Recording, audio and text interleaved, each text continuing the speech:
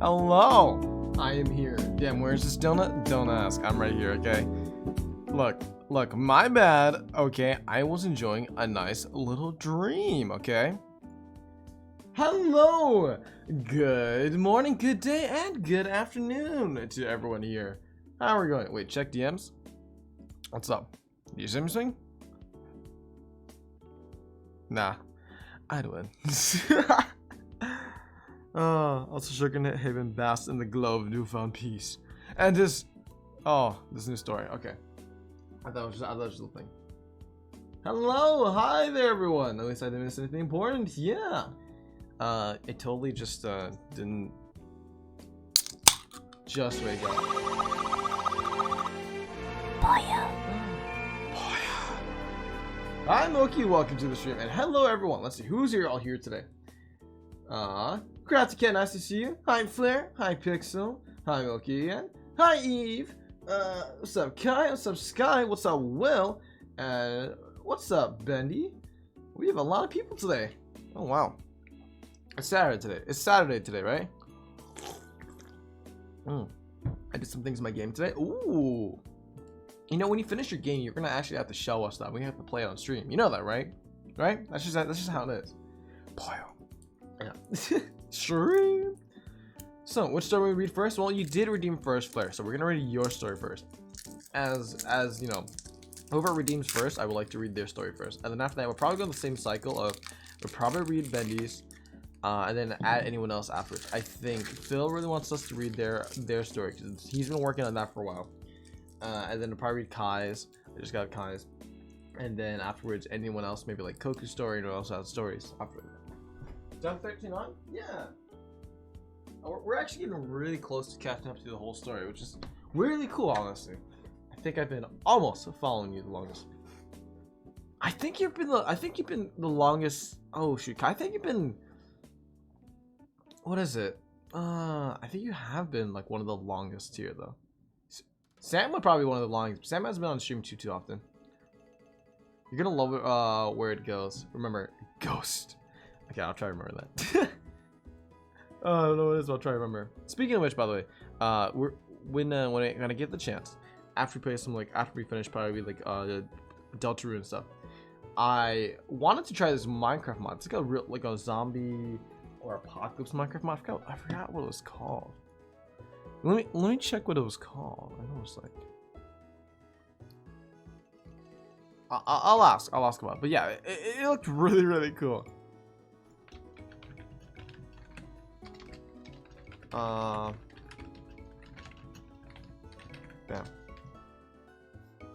Wait, you're getting close to the end of my story for now, and I'm close on more chapters as we speak. Yeah. Eventually, when we get close to the end, we're gonna have to like take a look at like a pause from your stories and be like, okay, wait till you catch up. It's like when you read when animes get their adaptations, you know. Hi, Cyber, just in time. Hi, welcome to the stream. It's like when but it's like when animes get their adaptations. Mangas get their anime adaptations, and like when they catch up too far to the manga, you gotta wait a little bit, give it a few seasons for the manga to catch up. Oh, I'm taking pictures in general to your progress. Let me see. Placeholder and music player right now for I guess. It's just a square.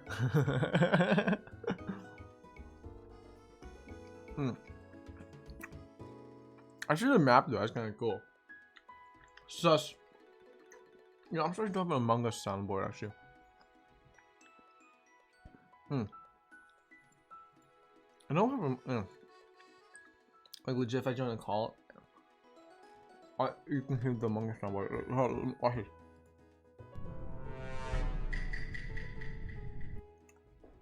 I play this every time I join a call. It is beautiful.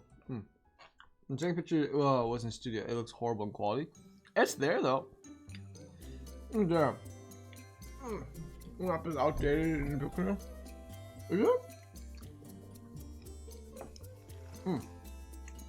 I made some cheese right now. Okay. I don't know if you're gonna ask, oh, why is stream like a few minutes late? Oh my god, so I forgot the stream. And all I have to say is, you're right. But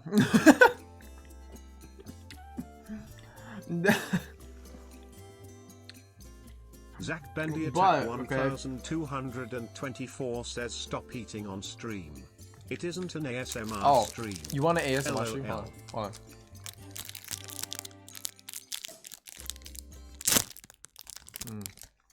Welcome to Torge's ASMR stream. Today we're gonna be eating this. I think this spread. It looks like a pastry. Just.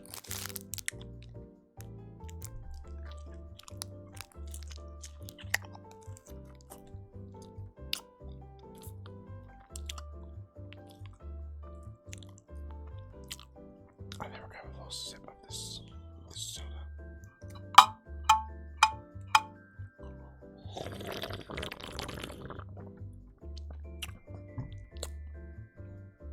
Is that what you wanted? Okay, that's everyone. Join me shoot. We're back in Warplay. We're back in Star Wars. Shoot us both. I don't. You can shoot at me. You'll shoot right through me. You'll get straight through the hole. Oh. I'm hungry. Right? I just gotta eat. I really gotta pull up these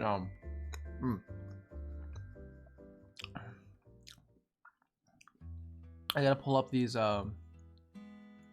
stories because I did not pull up the Flare story yet. I guess I could do that. I'm just delaying. Hold on. Oh, I have a song request. Oh, what's a song request?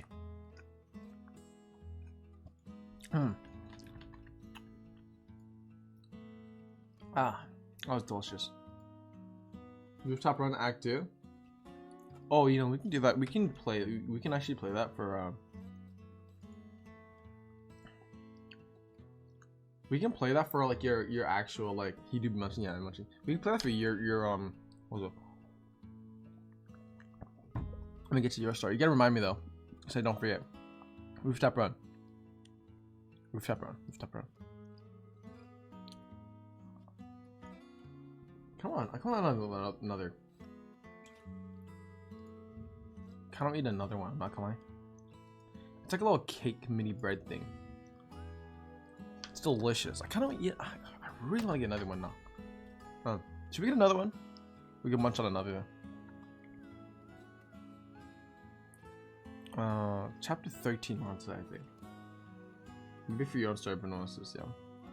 We're just gonna play. Like, we'll continue like chill stories until the chapter is like. I have a song request when we read mine, but I'll wait. Yeah, exactly. So you have a song request when we get to yours. That'll be good. That'll be good because that way we can we'll try to set that mood a bit. Yeah, you know what I mean. Also, I think I am reading this properly. Yes, we are on chapter 13. There you go. I do have a question. I've come in the right time. Get it right? Ah, but welcome to the stream, Llama. Real question. Do we want to stay on this screen while I read, or do we want to change over to, like, per se, this screen? And I can just, like, I can show everyone what this chapter looks like. Change over? Do we want to, like, change over so we can, like, do this? Where did we leave off? Chapter 4 part 2? No, I think chapter 4 part 3. I think we did part 2 actually. Please change over. Alright, well, this is your story. If you want us to change over, Flair, we'll change over. That sounds good to me. Let me move the jar though. The jar is here.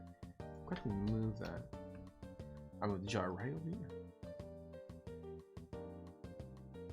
Bam. No, on my story? Yeah, I think we're on part 3, chapter 4 of your story. That's why I think we last remember. I could be wrong. All I know is that we had the death of someone, I think. That's what in your story. But we defeated Bowser, I think? Something like that. It was something like that. Hold on. Background color.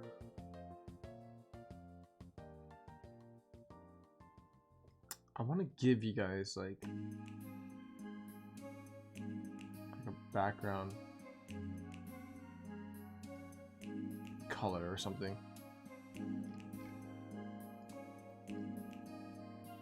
Something that I'm like. I want to change the chat box. Maybe I'll do it later. Can never be read properly. You think we're good? Yeah, I'm just gonna like move you all like an inch over. I'm making it like really big, and then once you full screen, bam. Okay, cool.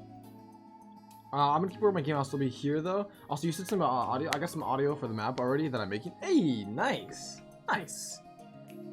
Also, you're getting chapter close to three part into chapter in the rest of my story. There's no part 3, I think. Let me check. Okay. Well, it's whatever after that was. Alright. Well, we got some tissues. We got a lot of stories to get through today. You guys know the drill. I'm gonna blow my nose. Hold on.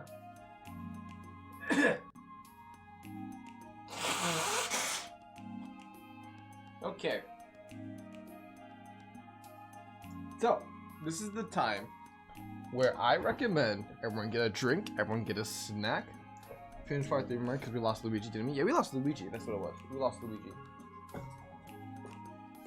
Rest in peace, my boy. Alright, so here, I'm gonna get ready. Here's what we're gonna do. I'm gonna try to read through the whole story without stopping. So, we have a little list of people to get through today. I'm gonna probably organize that. I know we have a little list. There we go. Okay, so it's gonna be, here's the list. We're gonna do Flair's story, which we're already doing. And then we're gonna do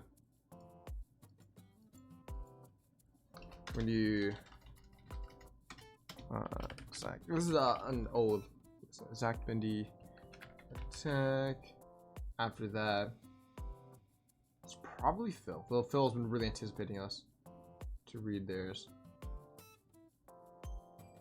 If this lets me just like edit just very nicely, okay.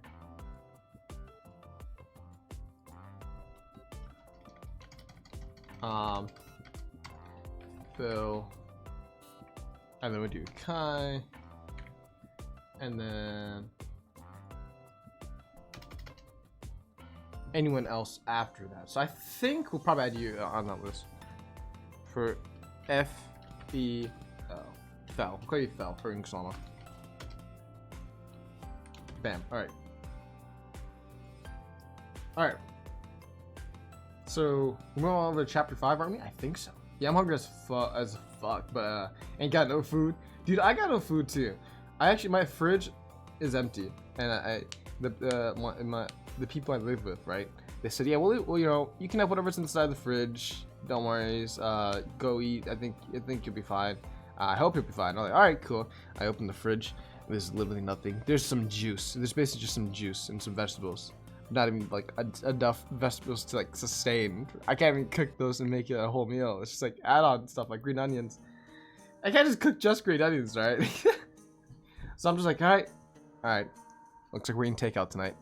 Well, actually, I worked today, so I can get food at my workplace. But hi, Goku. Welcome to the stream, by the way. I just saw you. Hello. We'll add you to the list. Do you want me to add you to the list? Do you want me to add to the list? Hello, people. Yes, please. Okay, we'll add you to the list.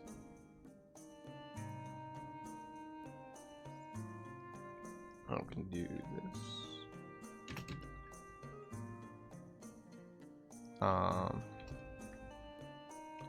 Goku right there. Cool. Done. All right. I think that's clear. I think we're all good now. All right. Wow. No. Oh.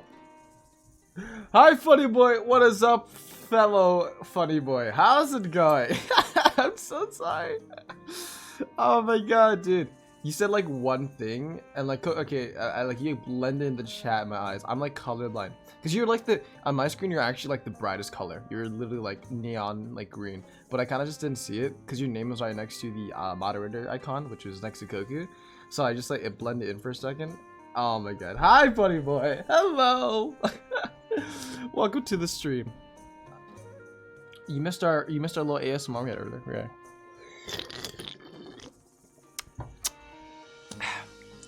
Some nice, what was this, green, sparkling apple juice.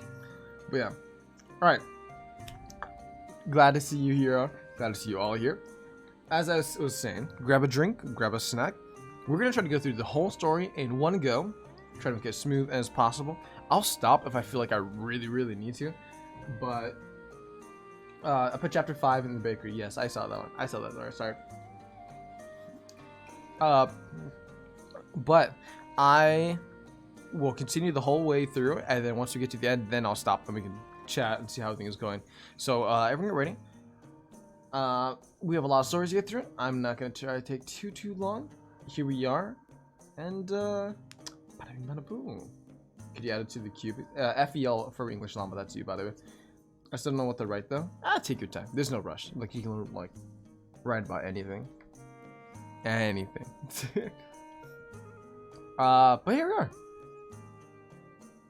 Starting our story with Flair's Literature, Kirby's Grand Adventure, Chapter 13, Chaos's Wish. With Repithin and the Wings of Chaos, the two had been traveling for quite some time, and they had not sat down to rest as of yet. It was at this time that both of their stomachs rumbled. Wings of Chaos' stomach was louder of the two. This made Repithin smile. Getting hungry? He asked his furry draconic companion, who nodded in response. To be honest, I haven't eaten anything in a while, Chaos admitted. Being immortal, you don't really need to eat much. I can understand that, but keeping a good eating habit is going to be more beneficial in the end, Repithin told Chaos. We're approaching a food and a drink shop, so we can get something here. Chaos smiled at that. That would be lovely, they stated, happiness coating their soft voice. Hearing such happiness from his partner made Repithin happy, and a warm and fuzzy feeling began to develop in his stomach. He could not describe it. This feeling, what is it? He thought to himself, blushing lightly now. It's unnatural, yet welcoming. I've never felt this way in anything else ever. Maybe this is what's known as love? Maybe? He quickly shook his head. No, it isn't love, but a feeling of compassion. Maybe a friendship is starting to form here. As he thought this, he and Chaos reached the food and drink stand. There, a bat-like being greeted them. Ah, hello, Repithin, the being said happily. Back again for another meal? You know me so well, Skello, Repithin told him in response, smiling. Yet, he could not hide his blushing well enough. It seems as Skello caught it. Why don't we talk in private after you get some food in your system, he said to Repithin. And this alerted him, as he had never once been told to talk in private from Skello, one of all people. Does he know something I don't? That must be it, Repithin thought. Very well, Repithin agreed. I'll have the usual, as always, both said at the same time. Skello chuckling afterwards. Like you said, I know you well, he added, getting started on his order. In the meantime, what would your friend want? Well, I'll let that decision be up to them, Repithin said, moving back from the stand, allowing the Wings of Chaos to take place. And upon seeing them, Skello showed a bit of shock. Huh, quite the big creature. And looks highly dangerous, he stated, still composed. What can I get you? You have any tea? Chaos asked in a polite and soft tone, taking Skello by surprise again, as he was expecting a harsh tone with the size and look of Chaos. Yeah, we have some tea, Skello responded calmly, then turned within the area behind the stand. We got an order of tea, he shouted. What kind? Someone shouted back. Any kind of tea works for me, Chaos responded calmly. Any tea, Skello replied after that. Got it, the co-worker hollered back. Your tea will be just a moment, Skello said to Chaos, before leaving to get back to work. After around 15 minutes, Skello returned to them and served Repithin's usual food. Tri-cut steak with a side of mashed potatoes layered in gravy. He also served tea to Chaos. Enjoy your food, Repithin, Skello stated to him, before looking at Chaos. The tea you have is our special blend of tea. I hope you enjoy it, he added. Hearing that it was a special blend heightened Chaos's curiosity, as the blend had not been tried by the fluffy being before. Thank you, Chaos said warmly, bringing yet another wave of surprise, added with confusion to Skello. They then sat down at the far end of the metal wall and leaned against it. Repithin was about to join Chaos, but was stopped when Skello put a wing on his back. Repithin? He said in a hushed voice. Just who did you make a friend out of? Oh, that one? Repithin said in the same hushed tone. The Wings of Chaos. Apparently, they don't like violence at all, so the name was very deceiving. Yeah, I can tell, Skello replied. Which is weird. Isn't he part of your little armory with Flandre?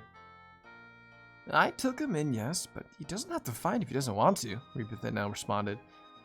And until then, I'll protect him from any and all dangers. He looked at Chaos, a look of sadness crossing his face. Skello, being the way he is, quickly took note of this. Not concerned. Repethin, what's wrong? He asked him, concern coating his voice heavily.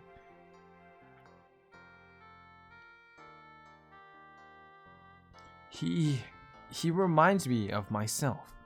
When I was younger, Repethin responded, a tear slipping.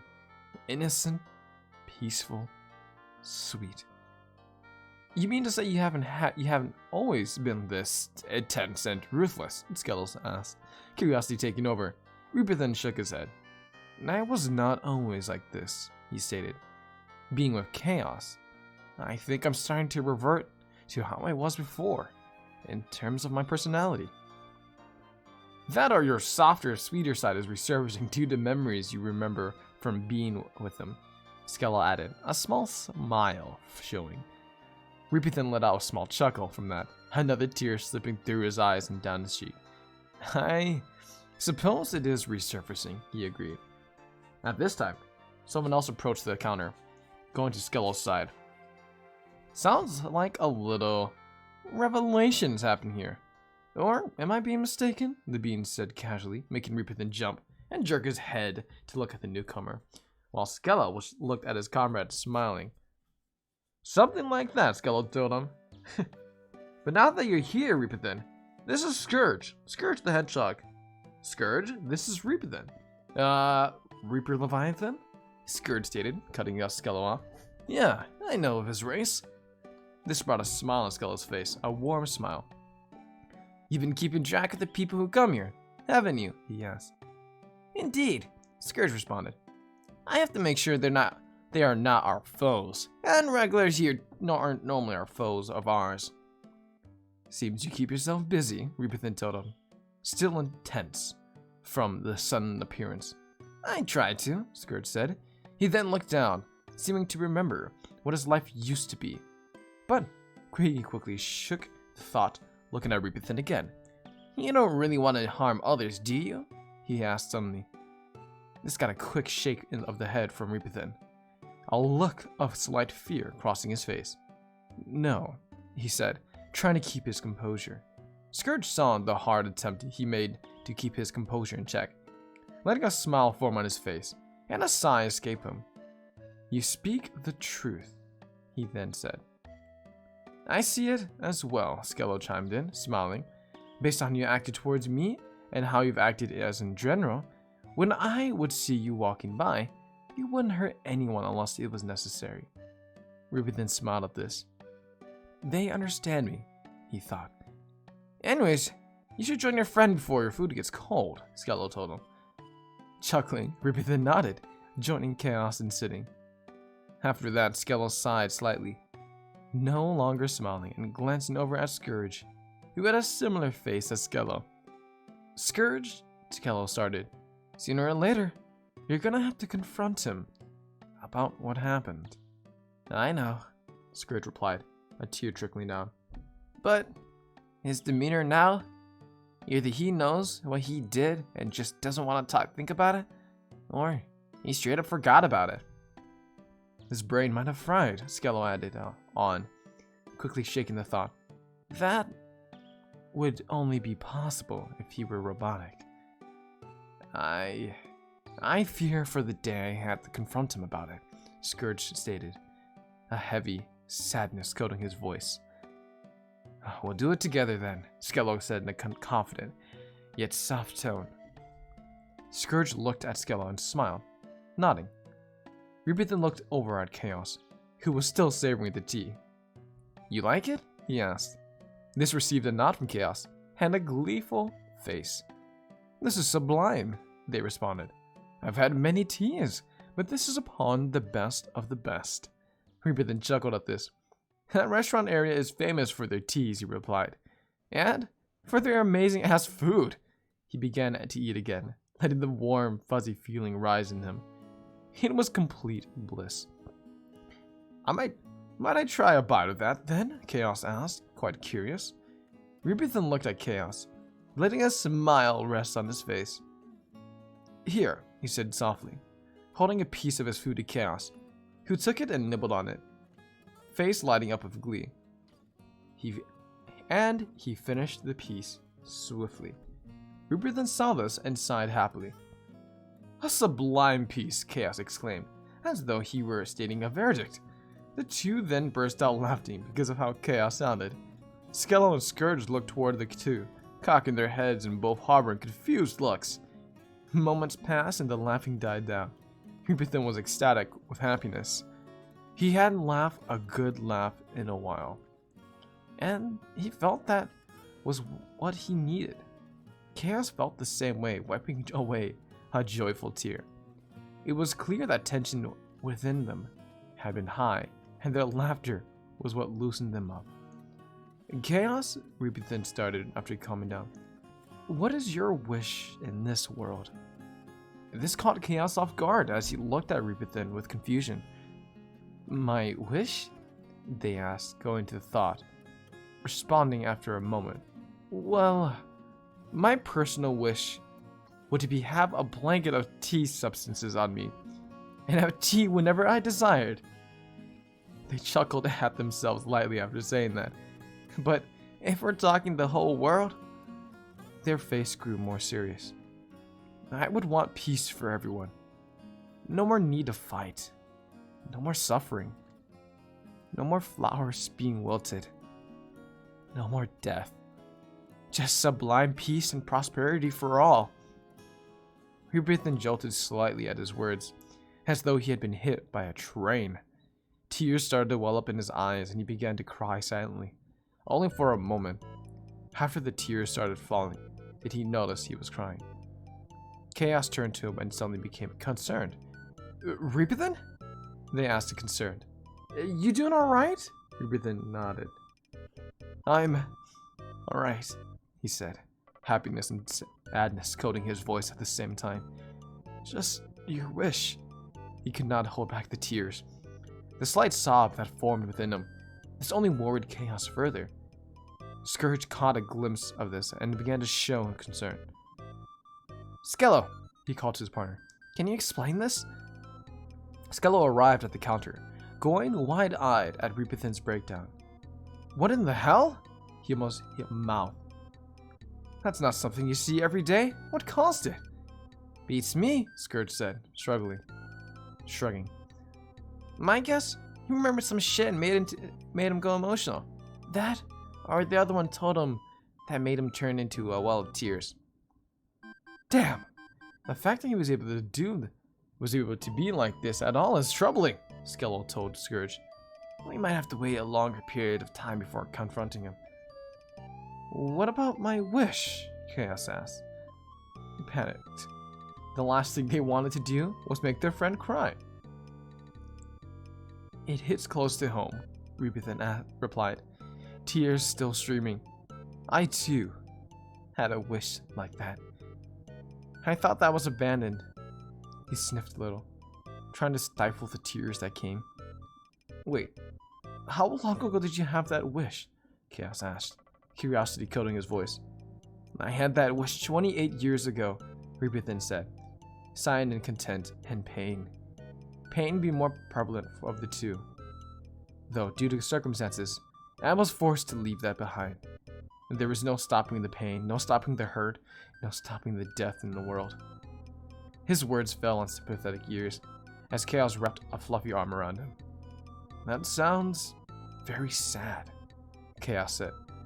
Perhaps we could work together to make that wish a reality. Finally, Rebithan finished, smiling and looking at Chaos, who was also smiling. Exactly, Chaos replied. Then let's finish. And then let's get started with that, Rebithan said, clearing his face. He then began to eat again, while Chaos started finishing their tea. And that is the end of that. Okay. Everyone was typing in chat. I didn't get the chance to read it. Shoot. Oh man, this is the side character development time. By the way, I will have to say, wow. Some swearing infection got into the story. Just a little bit of swearing, just a little bit, you know. Also, I know Surge, the Tenrek, Fiona, Fox, etc.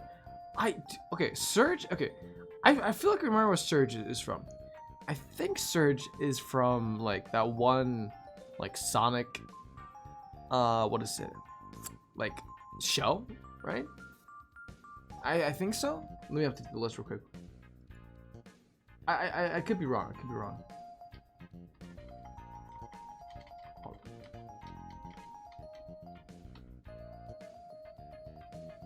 I'll change these numbers real quick. Okay. Here is my song request when we read my story. We're reading yours right now, actually, so we're probably gonna change it in 1 second. I'm gonna change this list real quick. Yo, Toro, I figured out what to write about finally. Really? Okay. Do you want to let us know, or do you want to save that? Keep it a little secret. I'm kind of curious now. I think she popped up in the Sonic the Hedgehog number 46. I think, like the comic. I think the comics, right? Right? I don't know what the protagonist's name should be. I put it up in the chat. Scroll up. Oh, a D&D campaign in writing. The story would be both about a campaign while giving ideas on what I should add. Ooh, that could be fun. That could be a lot of fun, actually. Yeah. If we have time after Coco Story, read chapter 14, my story. If we have time, realistically, I'm gonna be honest. I don't think we will have time because we're already like 40 minutes in the stream. But yeah, if we do get time to go around for another loop, we probably will start reading another one. But we'll see. Okay, we're gonna read on to Bendy's story real quick. Let me set that up real quick. Also, here's your playlist. Okay, let me go to that playlist. Oh, dude, you just sent me the Minecraft Caves and Cliffs soundtrack. Okay, the Minecraft OST is a banger. Okay, I will not lie. I was straight up not expecting this. I'm gonna be quite honest. I was not expecting this. Oh my god, that is good. That's actually really good. Yeah, it's from the comics. Okay. I was correct. I knew the script was familiar somewhere. Let's see. I have most locations set in stone, starting at Mistwood Forest Ruins. You know what? Shoot. We should have a D&D stream. I just don't know how we would set that up, to be honest. I don't know how we would set that up entirely. Like a D&D stream would be super cool. But like, how would we start? How would we start the stream? You know? Like, do we do it online D&D? Do we do it like in person with camera setup? I'm not too sure.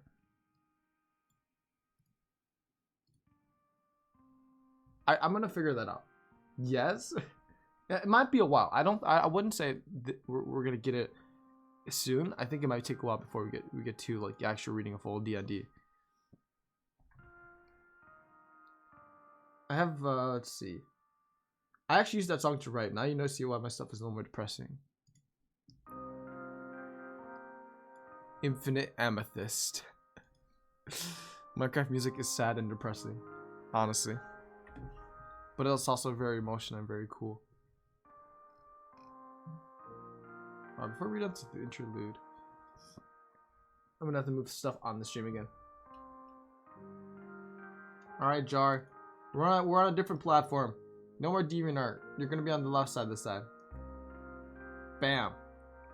Stay cozy, Jar. Stay cozy. Same with you, Twitch chat. We're moving you down.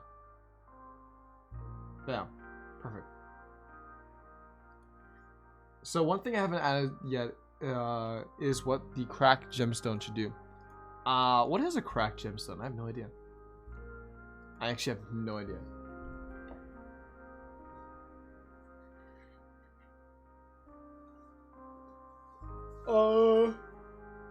You know what? I will figure that out if we get to your story. I just realized we will figure that out on the road.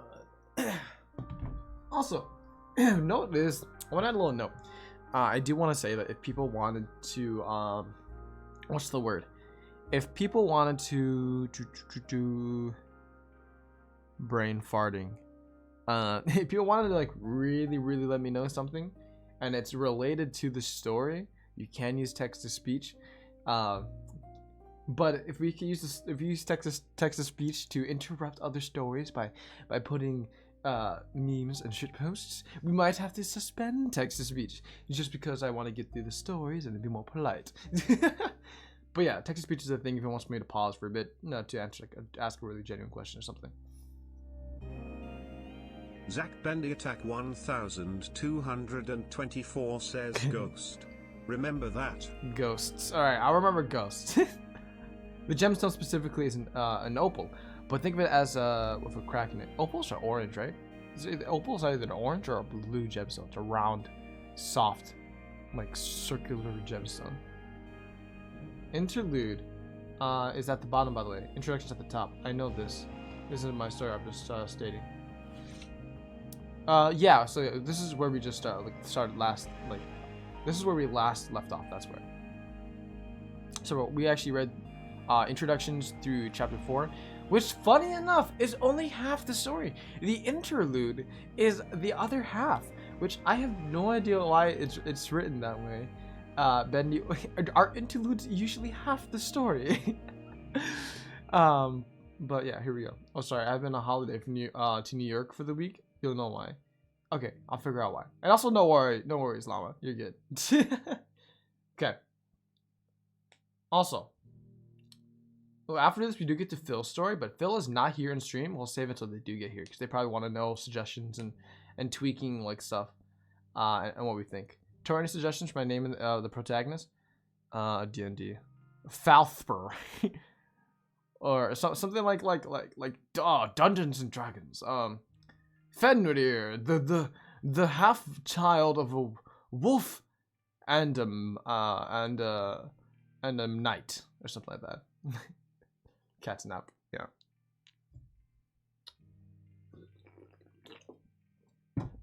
Baskar,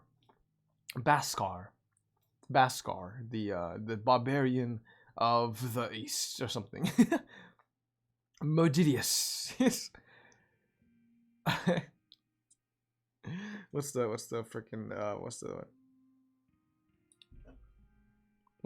one? Like the people who made Monty Python. Ah, shit.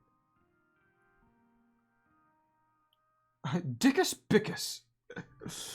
Funny boy, why don't you name your cat Dickus Bickus?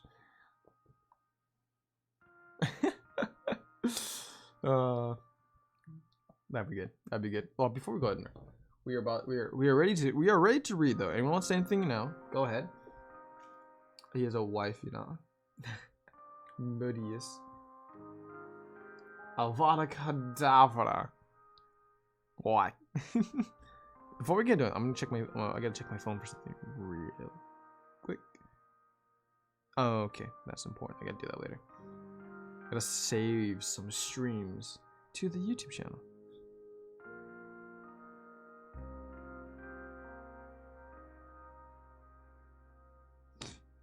Okay. Among us. Oh, Dickus Biggus, thy has arrived. Why art thou laughing? What's so funny? Oh my god.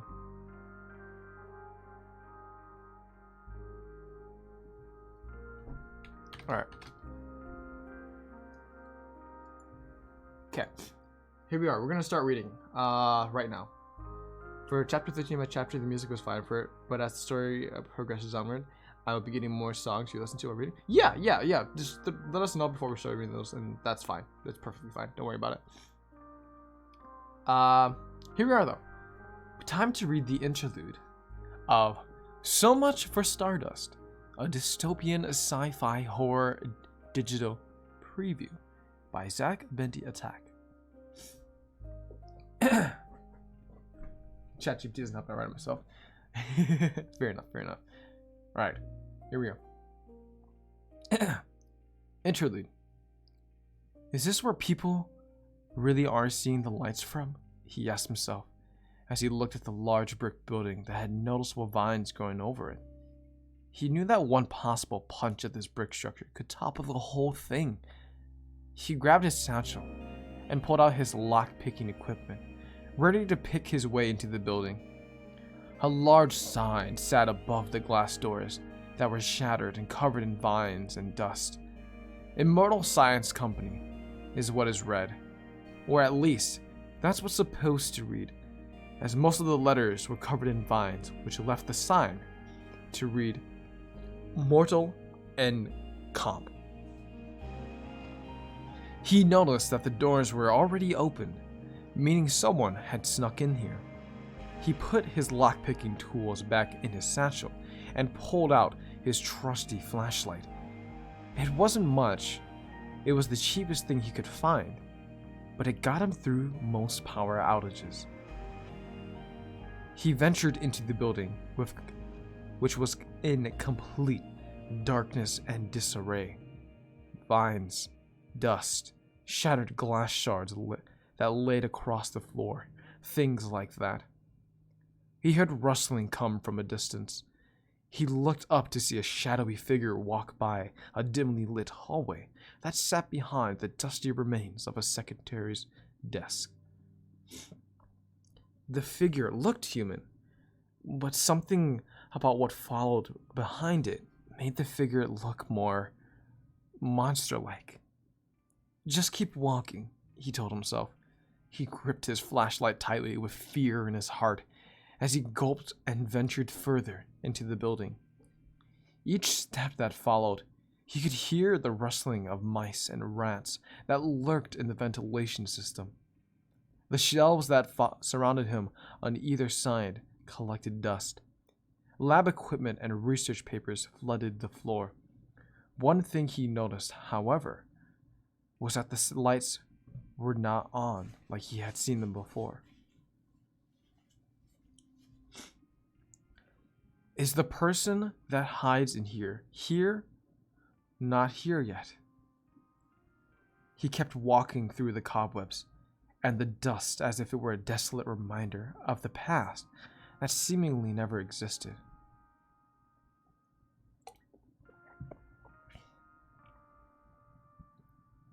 A past that seemingly was left to be told. And so, he kept walking through the dark, through the hideous building. He felt as if he was engulfed by darkness. Things kept talking to him. Things kept whispering to him. But he kept walking. Maybe there's an end to this madness, he thought to himself. And so he kept venturing to the darkness. Madness. That's what this is. I have done everything in my power to stop this madness. But somehow, by some stupid luck, it always ends up becoming madness yet again. I'm trying my hardest to stop this fucking madness, but I keep falling. Somebody help me. Somebody stop me. Somebody stop. Everyone, stop. Stop. Stop!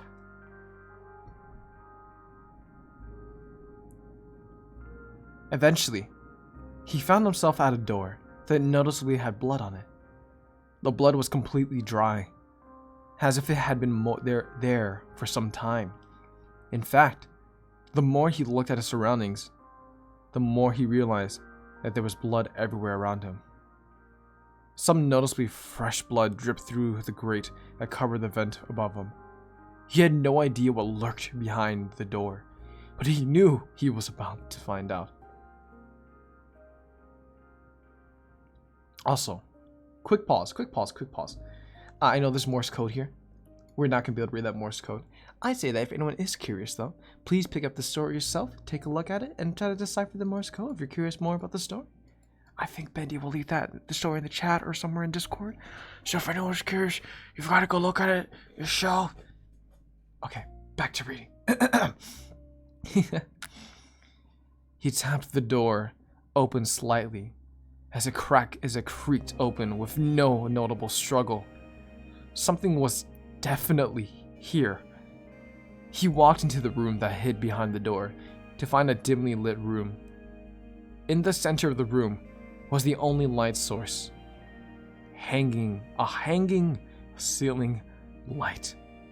Its light bulb was noticeably shattered. He grabbed his flashlight as he tiptoed through the dark room. Something squashed beneath his feet, but he tried to ignore it. It was bad enough the place looked like a slaughterhouse.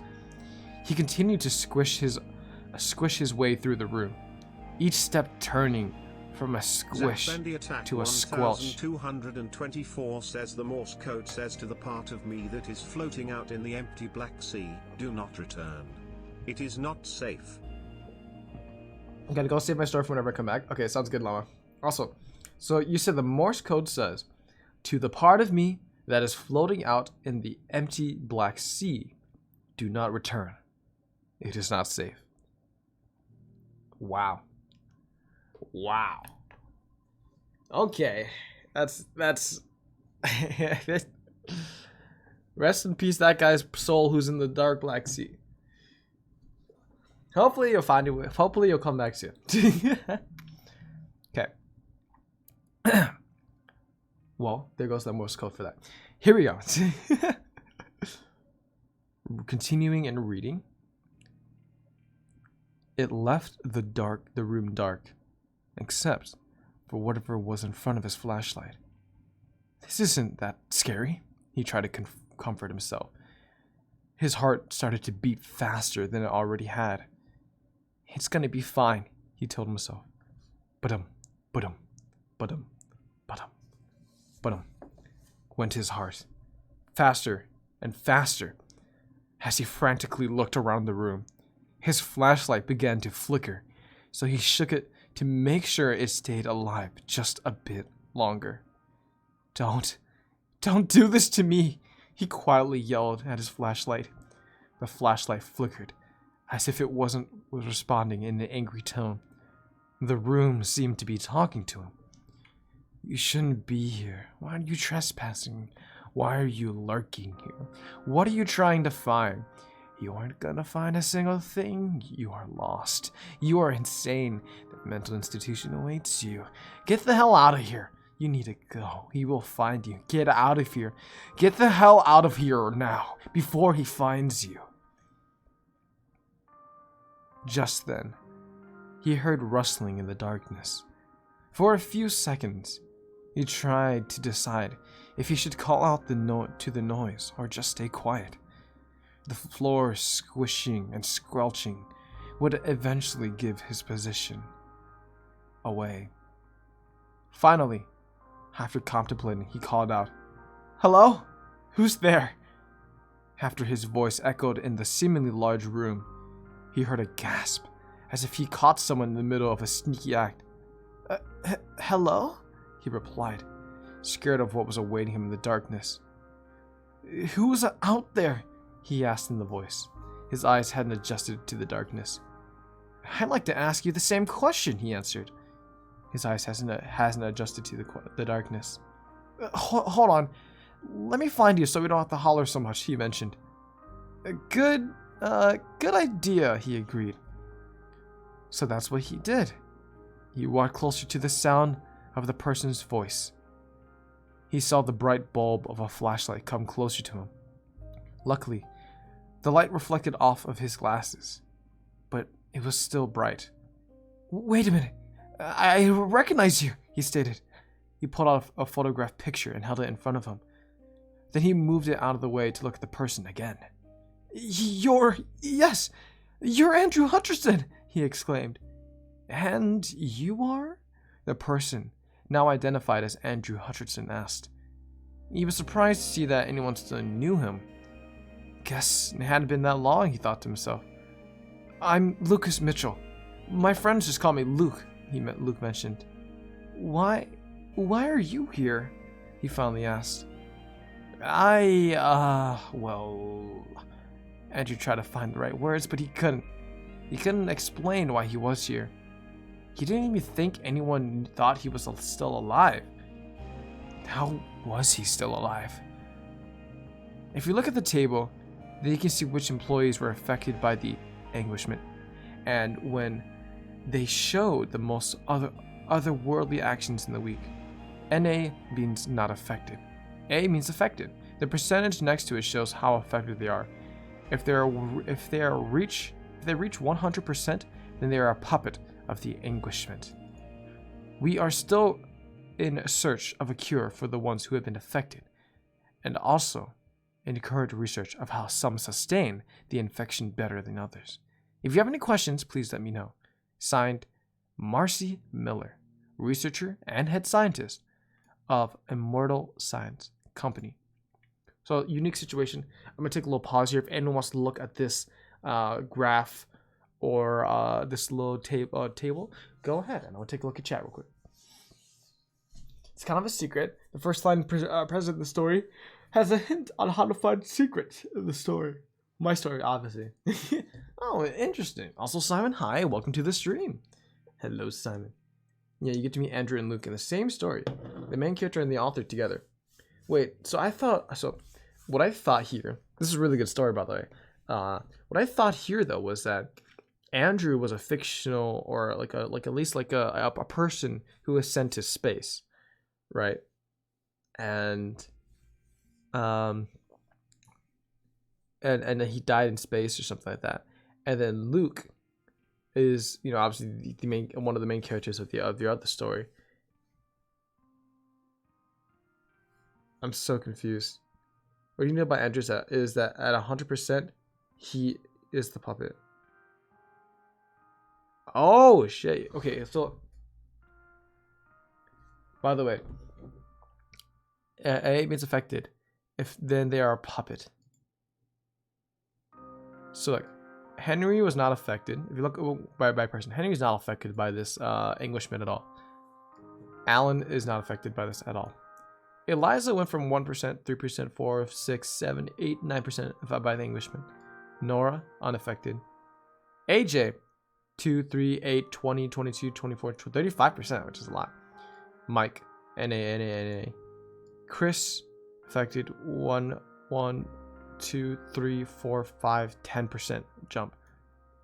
Andrew, 20%, 38%, 52%, 71%, 86%, 99%, 100. Oh, and Master should come later. Okay.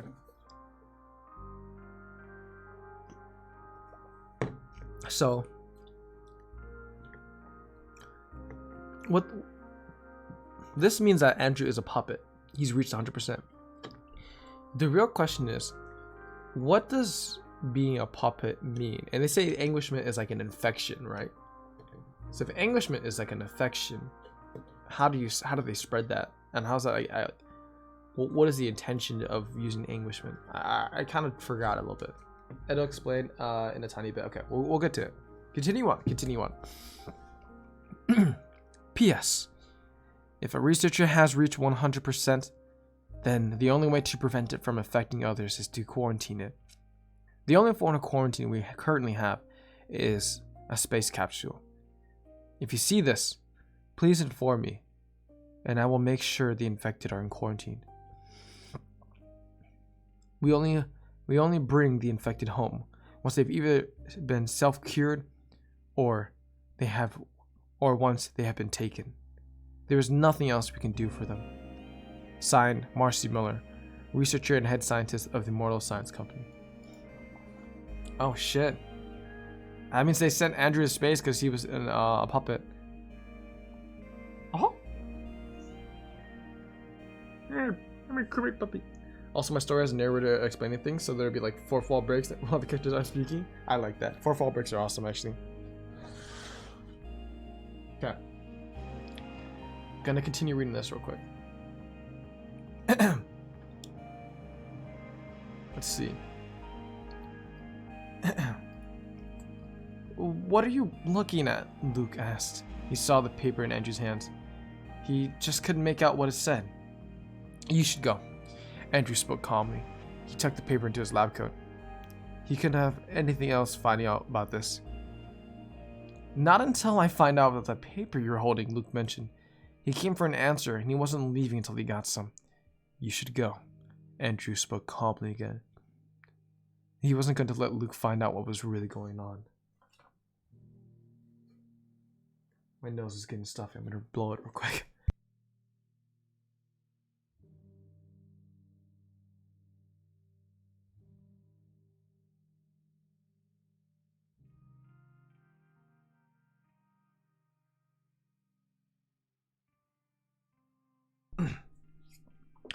Let me ask you this then. What is going on? Andrew looked at Luke looked at Andrew, waiting for a reply. Andrew could tell Luke was upset by him avoiding the question. He scratched his black beard and turned around to look at Luke. I don't know how to say this, but you're in danger, Andrew mentioned. What do you mean? Yes, this place looks like hell and is falling apart, but that's not what I mean. Andrew interrupted. You are in danger. This whole town is in danger. Hell, this whole universe, as we know it, is in danger. Andrew finished his statement. You mean the danger that blew up Earth all those years ago? Luke asked. Well, yes. But it isn't much to worry about anymore. It found a new home. Andrew responded. What do you mean, new home? I thought it was eradicated from existence, Luke exclaimed. It was. Then what the hell do you mean? Calm down, kid.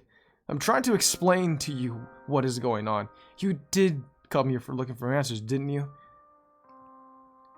How did you know? That's why I was here. I never told you.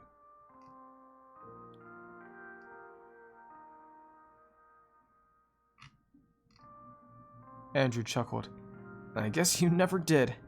He pushed his glasses further up his nose and smiled. I told you to go, but you're still here. I guess it's only right that I give you this. He handed the paper to Luke. He handed Luke the paper that included the table filed with employees on it. Luke scanned it quickly and nervously. He saw Andrew's name on it. Now you know, Andrew smirked. I told you to go. I told you to leave. I was trying to save you. But I guess an investigator like you doesn't need saving. When a god is right in front of you. Luke stuffed the paper in his satchel. As he started to walk back up towards the door, Andrew was right. He should go. But he noticed something different. The floor was squishing or squelching. It was clipping, clapping, clumping. Just like how the concrete floor should sound. Ooh, this is a big one. Like this is composed like SMS messages. That's a good point. That's a good point. I just kind of like that. Bless you, Target. Thank you, by the way. I was blowing my nose.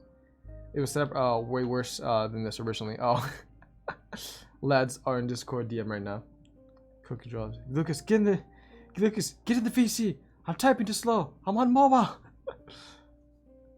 It was something like a screenplay before, so. Oh yeah, I kind of like this way. This way is like way more unique. It is like a message system. I kind of like it a little more. The colors choice is a really good tool. Real question. The world that Luke lives in, that is a wasteland, right? I had the initial thought that it was like a utopia, right? But apparently the universe here, the world actually did blow up. Some people survived, obviously, living in the wastelands. But I thought this whole thing was a utopia. Like, is this story like a side story in canon to the universe of the story you made of Wasteland, or is this like a fictional story made up? Wait, is this a fictional story made up by Luke? I suppose that I am more standard in the way I write. No, there's nothing like more quote unquote more standard or anything like that. It's also just like you could do more on Google Docs, and then like DeviantArt, you probably can't like write too many like out of like word stuff. Anyways, I'm gonna continue reading this though. My questions aside, I'll probably have an answer later. It'll be explained later, but it's still in Burlington. Okay. Because they have like apartments and stuff in the main story, and they got like Gucci stuff, some nice things. Alright. I'm going to read this up. How to survive against an Englishman puppet. Do not talk to it. Talking to an Englishman puppet for long enough will cause it to learn about its victim.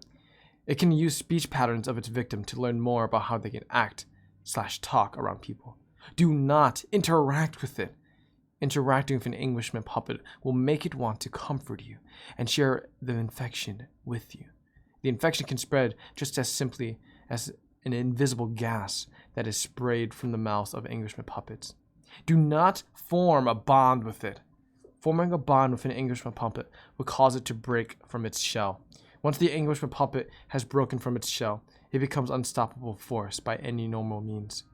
The only thing you can do is run. An Englishman puppet can cause your surroundings to be strange, causing you to panic enough that it will lure you into a trap. Do not fall for the trap. If you have seen an Englishman puppet that is in a rare 100 percentile state, known as a true Englishman puppet, then run. Only one true Englishman puppet can exist on planet Earth. If you have encountered and bonded with the true Englishman puppet, then may God have mercy on your soul.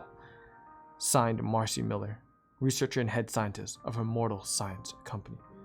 Capital Wasteland and this are not connected. That's okay. Okay, that's what it is. Luke rushed out of the room and down the hall. He had to get out of that building. He had to get out of that building fast. He heard growling that sounded as if it came from an otherworldly beast, but he chose to ignore it. He continued to make his way back to the entrance. He hadn't gone this fast before, but he just had a holdout for a sliver of hope. If he didn't survive, then who would tell his story? He kept running and running and running and running and running and running and running. He felt his jaw become unhinged.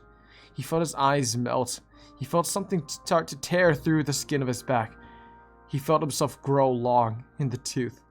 He felt his skin begin to mold as if he was a corpse. He knew what was happening. He was becoming it. Whether he was ready for it or not, he knew what had to be done. He ripped his glasses off his face as blood began to spew from his nostrils and fingernails began to grow long. Arms made from his spine and ribs busted through his skin, holding his vital organs. His tendons tightened and wrapped around each other to form a new spine. A splitting headache formed as he felt his brain enlarge and eventually started to pour out of his eye sockets as a pink liquid. He felt a metallic boulder form where his brain was. Through his eye sockets, two bright red beams could be seen. He felt himself be lifted off the ground as his large, bony arms raised him off the ground. He looked at them and noticed it wasn't just 2 or 4 or even 6. There were multiple. He felt a twisted smile grow on his face that he could not get rid of. Sharp fangs grew as he felt blood drip and splash around in his mouth. He let out a loud, otherworldly growl that echoed through the building. The transformation was complete. He was officially a vessel of the Englishman. He stormed out of the room and rushed towards Luke's location. Andrew knew that he had to catch Luke before he managed to escape the building. It was his mission. Luke kept running down the stairs, running through the halls, running past the dust, running past the cobwebs, running past the remains of the Immortal Science Company's existence.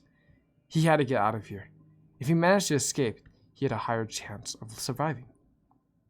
Andrew stormed through the halls, bumping into different walls, bashing his way through small doorways. He was on the hunt for one thing and one thing only. He was going to find Luke Mitchell. Luke continued to run. He heard what Andrew had become on the floor above him, storming for the stairwell. He began looking for Andrew Hutcherson, and he found him. But this wasn't what he expected. He became a beast. A monster. What did outer space do to him? Andrew could sense Luke on the floor below him. He was on the 7th floor. Luke was on the 6th. He had to close that gap somehow. He had no idea how he could. He was too large to fit into any of the vents, He couldn't burst his way through the floors. His only option at that moment was to keep running and hopefully catch up to him. He needed to catch Luke Mitchell. And so he ran. And so he ran. He kept running, hoping to widen the gap between him and what used to be Andrew. He kept running and hoped to close the gap between him and Luke Mitchell. His adrenaline carried him the rest of the way. His lust for blood carried him the rest of the way. He had the paper. Luke Mitchell still had the paper. He had to reveal to the world, the truth. Luke didn't know the full truth, but that paper could be the start of an investigation. If there was a God, he hoped his prayers would be answered. He knew there was no God that could answer Luke's prayers, as for he was that God. Onto the 3rd floor. Onto the 4th floor. I need to get the hell out of here. I need to catch him. To Luke, this felt like he was stuck in a horror movie, as he was the idiotic protagonist. To Andrew, this felt like he was stuck in a horror movie, as he was the monstrous antagonist. Finally, Luke noticed that he had reached the ground floor, so he took a deep breath before sprinting again. Finally, Andrew noticed that he was about to reach the ground floor, so he sprinted to Luke with all his might. He heard Andrew coming up behind him, so he took off towards the front door. He saw Luke run towards the front door, so he picked up the pace and raced towards him. Just a few more steps. Just a few more steps. I'm almost out of here. I almost got you. Then, just when all seemed to be over, something happened. The ceiling above both of them crumbled, creating a wall between the two. Luke looked at the door, then looked at the back wall of rubble. Somehow, his prayers had been answered. The ceiling above the both of them crumbled, creating a wall between the two.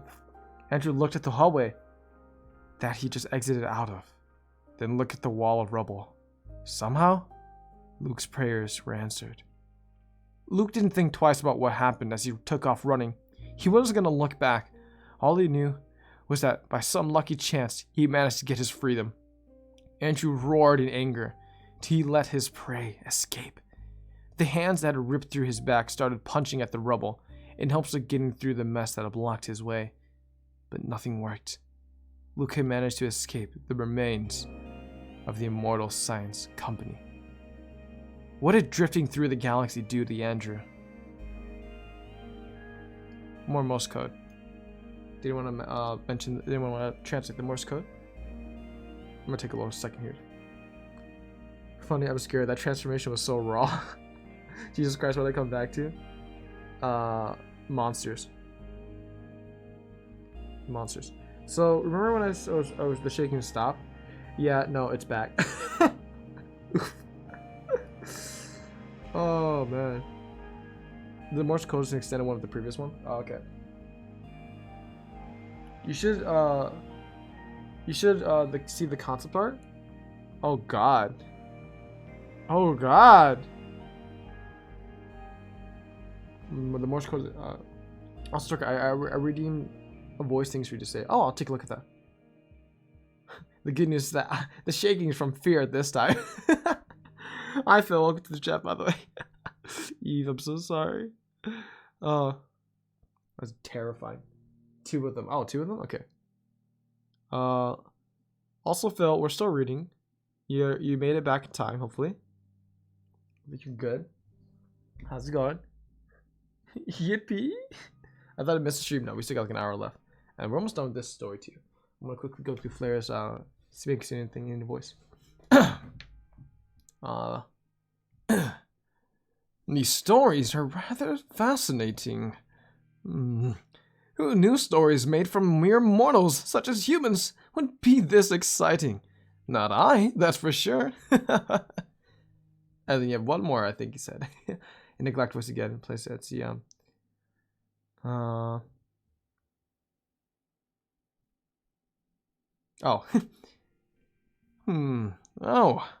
A little birdie told me that Asbel has been reincarnated in the form of someone else.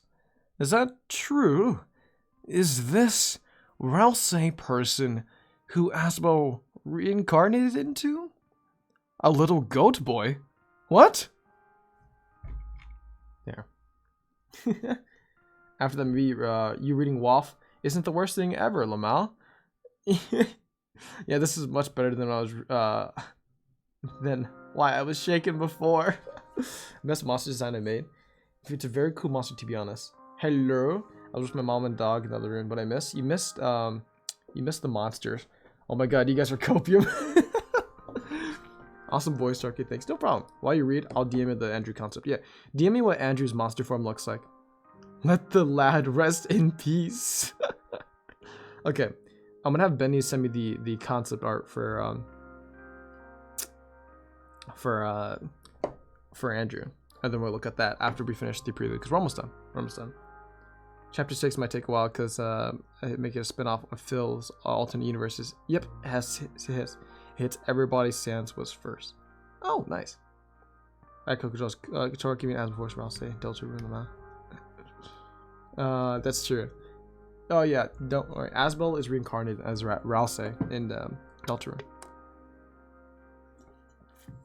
You should see the Deltarune stream yesterday, Koku. Tomorrow we'll stream our Deltarune. You'll see it though. The AUs will affect you too. No! Okay. I'm gonna continue reading this though. Okay. By the way, Big Monster. After the Big Monster. Andrew looked around his surroundings as he realized that potentially clawing his way out of his situation isn't the option that he could resort to. The beams where his eyes used to be twitched around the room as he looked around the room. Just then, his attention was focused on the wall that sat to the left of him. He walked over to it, then the arms that stretched out of his back reached out and gripped the brick wall. He began to climb, and finally, he was over the wall made of rubble. He was free. Luke sped into the driveway of his home and pushed on the brake. The car screeched to a halt as he quickly unbuckled, grabbed his stuff from the passenger seat, and ran inside his home. He slammed the door shut as he slid down the door with his panicked breathing slowly down as he hit the floor. He didn't expect this at all. He felt like crying out of nothing but fear.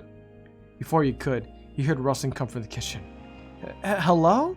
He nervously and quietly asked, before the rustling became banging of pots and pans like someone was cooking dinner. He snatched his pocket knife off the shelf and sat next to the door and slowly walked into the kitchen. He felt himself shaking, but he knew he had to be strong and brave. He made his way to the kitchen to see someone standing at the sink. They seemed to be washing the dishes? They didn't look like Andrew, which was a good sign to Luke, but it was still, nevertheless. They seemed to be floating off of the ground. Their skin was bright white. They had long, frizzled midnight black hair that went down to their knees, and it was as wide as their body. And it seemed to be missing their left leg, as it looked like it was ripped off past the knee. He heard the person humming a happy tune, while scrubbing at the plates and silverware. Luke closed his pocket knife as he no longer felt threatened. He just felt confused. Hello? He asked in a confused manner, with his titled to the side. Just then, the person turned around. Their face had no noticeable nose or ears. They had midnight black eyes with no pupils. They had jagged cracks going through the top and bottom of both eyes as if they were scars. And a midnight black mouth that had seemingly had stuff around it, like it was blood dripping from their mouth. Noticing their body shape, albeit tall and lanky, Luke managed to determine that this person was a female.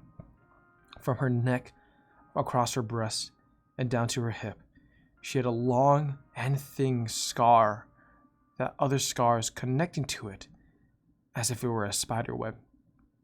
Her right arm was longer than her left arm, and it looked jagged as well, almost as if it was broken then stretched. The only normal part of her was her right leg, which she was noticeably barefoot, and then her left arm. Oh, hi there. I'm sorry for intruding, she stated in a soft yet timid voice. I was waiting for you and realized you weren't here, so I decided to, help clean up. Luke brought his head back to its regular position, but he was still confused. He noticed her voice was slightly echoing, as if she was speaking into a metal barrel. I have several questions, but what I really want to ask is, who the hell are you? Luke finally managed to ask. I'm Marcy. She finally managed to speak. Marcy was noticeably shy, but she managed to crack a smile. Well, I was the head scientist of the Immortal Science Company, Marcy mentioned. Luke felt a light bulb turn on in his brain as he pulled out the piece of paper he got from Andrew earlier. Marcy Miller? Luke asked her. She looked at him, then floated over to him as she looked at the paper he was holding. Yes, that's me. She had gained a sad tone in her voice, and the smile disappeared. Why? Why are you here? Luke stuttered. It's a long story, she mentioned. Okay, let me ask you this then. Are you dead? Marcy looked at Luke as if he had something she had to process. Yes, I am. I've been dead for a while now. Before the whole Earth blowing up thing, Marcy explained. What exactly happened to you? Luke wondered. That stupid thing that took over Andrew. I came too close to his powers, and well, you see what happened. He tore at me, ripped at my body, mutilated me like a defenseless deer being hunted by the hungry wolf. When it was all over, I found myself floating through the place, confused, scared, realizing I wouldn't be able to do anything to help save everyone else from what was about to happen. I was glad when Mason found my notes and decided to send them to space. But then, the Earth blew up in a matter of seconds after that. Marcy told Luke. So, wait, is this piece of paper the reason you're here? Is it some kind of tether for you to this place? Luke asked. I'm not exactly sure, but there is a good thing about this. With this, I can help you get rid of that thing. We can finally end this nightmare and prevent that stupid Englishman thing from coming back to this planet. We can finally end this, she exclaimed.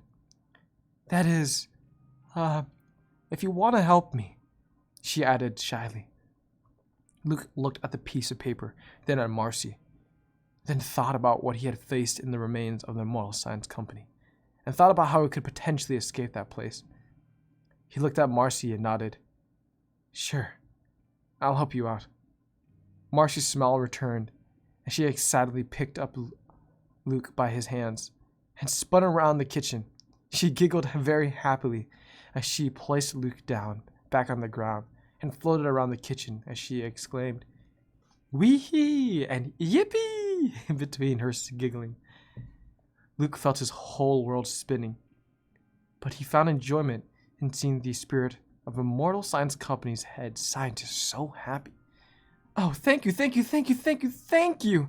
You have no idea how happy this makes me! Marcy held Luke's hands, as her friendly and excited smile was that of was as wide as a child's, seeing the toy they wanted the most in a store window. Luke blushed shyly as he gave a friendly chuckle. It's no problem. Marcy floated backwards and stood onto the floor, showing that she was a few inches taller than Luke. Yeah, no, this feels weird. The whole standing thing, especially with the fact that I have no other leg to stand on, Marcy stated as she went back to floating. Luke chuckled slightly as he felt his fears disappear. He only met her a few minutes ago, but he trusted Marcy with his life. Sorry to burp. So, do ghosts sleep? Luke asked after a couple of seconds of silence.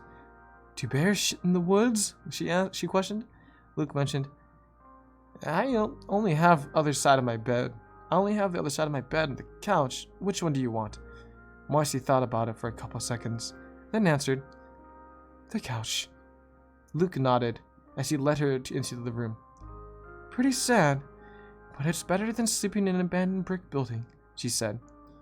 I'll get you a blanket, Luke replied as he walked over to his closet and grabbed a blanket for her. Here you go. Luke handed her the blanket. Now, I'd like to say that I wake up at 8:30 to get coffee and usually warm up to a breakfast burrito. If you need anything, my room is up those stairs. The bathroom is the first room up those stairs and to the left. I don't know if ghosts can even use the restroom, but just in case, there it is. If you want to watch the TV, the remote is right there on the coffee table, Luke explained to Marcy. She looked at them and chuckled. Anything else I should know? She asked. Not really. I'll just see you in the morning. Good night, Marcy, Luke stated as he walked up the stairs to his room. Good night, Luke. He wandered. He walked through the streets of Burlington. He tried to see if he sensed Luke anywhere, but he couldn't. It started to anger him. Where the hell is he? He thought to himself. The anguishment parasite ate away at his mind. Andrew growled as he felt himself slowly grow weaker. He no longer had the fear of his prey to feed off of. The parasite just kept eating at his brain and was telling him to keep going. They would find Luke. Eventually. End of the digital preview. More of the story will be told soon. Alright. Take a look at chat. What do you think of that? What do you think of that? Wow. So, I see what you mean, ghost stories. At first, I thought Andrew was a ghost. I'm gonna be honest, I thought Andrew was a ghost. And then you're trying to say that, his spirit came back or something. Nope. He's real. And a walking, living demon. Apparently so. Still shaking? That's okay, Eve. Get it. Get some popcorn and a drink. There you go. Alright. That was a long one, though. That was actually a long one. We only have half an hour now? Oh, shoot. Okay. We're going to speedrun some stories. I think we get to Phil's, and then we'll get to Kai's. I don't know. Okay. Koku, we might be able to get to a little bit of yours.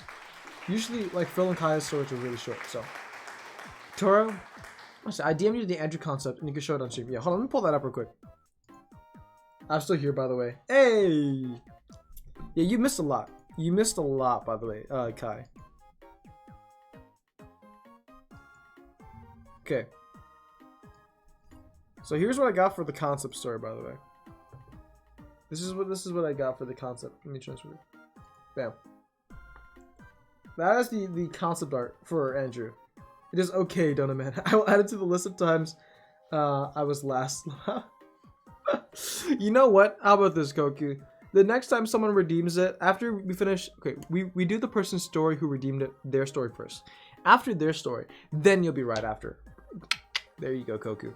You'll be on the first one on the list to set next time. Alright. This is the Andrew concept art. Lots of arms, by the way. Oh, hello there, Sabo. My cat has woken up. He looks hideous. Good morning, kitty cat. Can you say hi to stream? Oh, sorry. Let's say hi to stream. Are we gonna purr?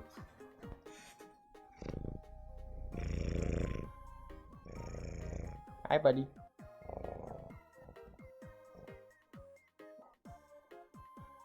You guys hear him? Toro, please answer so I don't actually post it without confirmation. Oh, Toro, may you scroll up and read a message just so I have confirmation, starting with the last one, the one starting with the starting chapter of my story. Yeah, I'll send you pictures of my cat, by the way. I'll send this more in the Discord. I haven't been doing this. Let's see. I personally don't think Underswap Sans counts as OP, as he's the Papyrus of his alternate universe. Huh.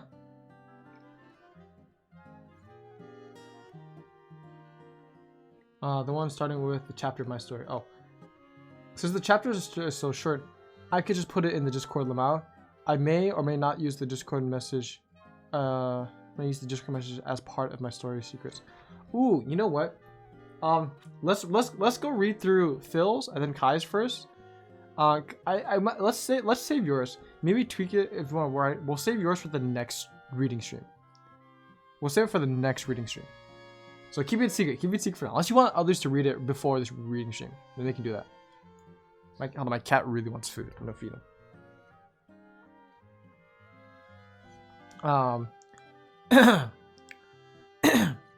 Let's see. So dinner was great, but also took 1 hour and a half for the food to come out. Ah! Also, Andrew will have a different form further into the book. He be scared. Oh boy. Oh me love cat. Me got cat too. Yes. My cool new and improved story, bro. Mine's currently less than 3 lines in the Google Doc. Oh. If you want to share, you can, but we won't be able to get to it. We'll probably get to the end after we catch up. I promise we'll catch up with Phil's and Kai's story. Just to be fair. Yeah, he already answered. I have permission if I just want to read it. Which I do. You do have permission. Oh, then we should kitty cat. Okay. Let me pull up the story for Phil's story somewhere around here. I know it is. Ah, a cat is scratching me. Ah, my leg, Okay. Oh, okay. Let me pull this up.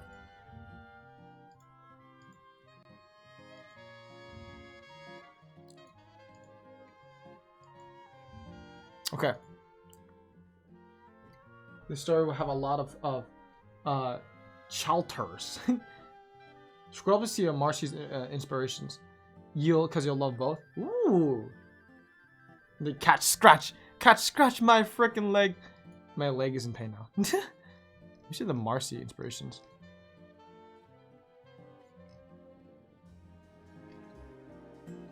Is that the Freddy next to Marcy thing? Unless Marcy's is like reference to Marceline the Vampire Queen. Is that what your reference is, by the way? Let's go feed my cat. Come here, buddy.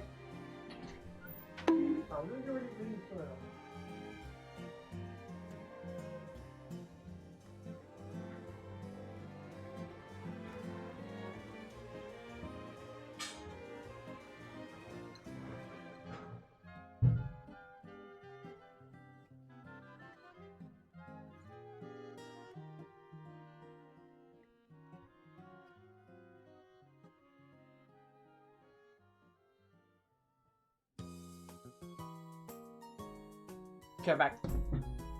Yep. And her from I'm Scared. I don't know who I'm Scared is. I'm very confused. Been bugged. Alright, I posted it.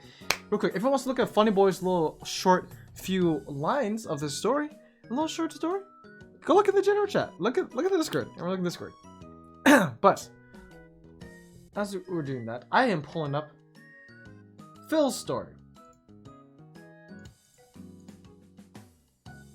So, bam. Okay, you know what, Phil? This is a lot more organized. I will say, you know what? Big improvements. Big improvements. I really like it. This is already much more organized and much more nicer to read than the last set. So yeah, I'm gonna apply. Let's go. Big improvements. Look up her on Google. I'm Scared. You'll see what I mean.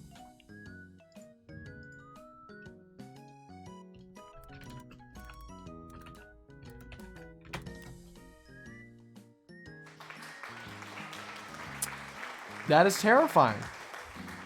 We're gonna close that. That is terrifying.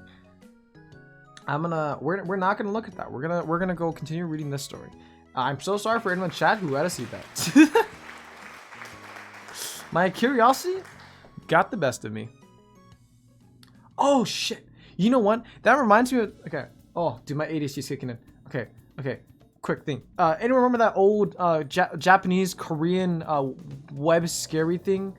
Yeah, kill it. Yeah, but when you like, it's a comic of this girl going down the street, and then she sees this ghost lady, and then like when you get to a certain point of the story, then the story automatically plays, and it like it has the ghost lady turns her head and like it has a real creepy noise on it. It's really old. It's really old, like scary kind of like story on the web.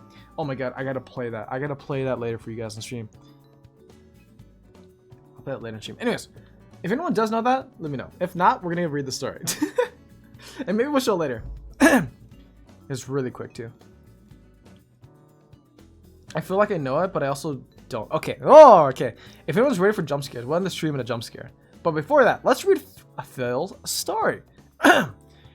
Chapter 5, Part 2. Ruining a goat's home. Ah, child, you took longer than I expected, Toriel says. Okay, first of all, I'm 19. Second, it has literally been 2 minutes since you've left, File explains. He looks at Toriel with a weird look in his face. Toriel, trying to follow the game's script and not cuss him out, says, Alright, child, let's go inside. I already told you I'm 19, File shouts at her. Did you smell that? Ta-da! I baked you a pie! Toriel says. Toriel offers File a piece of pie that smells really nice. Wait, can I get a piece too? Yeah, I'm not gonna eat this unless I want to get poisoned, File says jokingly. Damn, did he seriously just reject my piece of pie? Did he reject that piece of pie? Well, anyways, Toriel takes File's hand and lead him to a room. Ta-da! I got another surprise! Your very own room! Talking about that, and you should go to bed. It's late, Toriel says. Bam. Phil looks at his watch. Yeah, it's literally 4 p.m. I'm not going to bed. File gets interrupted by Toriel. Go to bed or else you're soft-locked. Your choice, dumbass. Toriel shouts in a kind of demonic way. File, still thinking he doesn't need to, goes to open the door and lays in bed. File waking up and whispers to himself, how long have I been asleep? File looks at his watch and is shocked. 3 whole mother days? File screams in shock.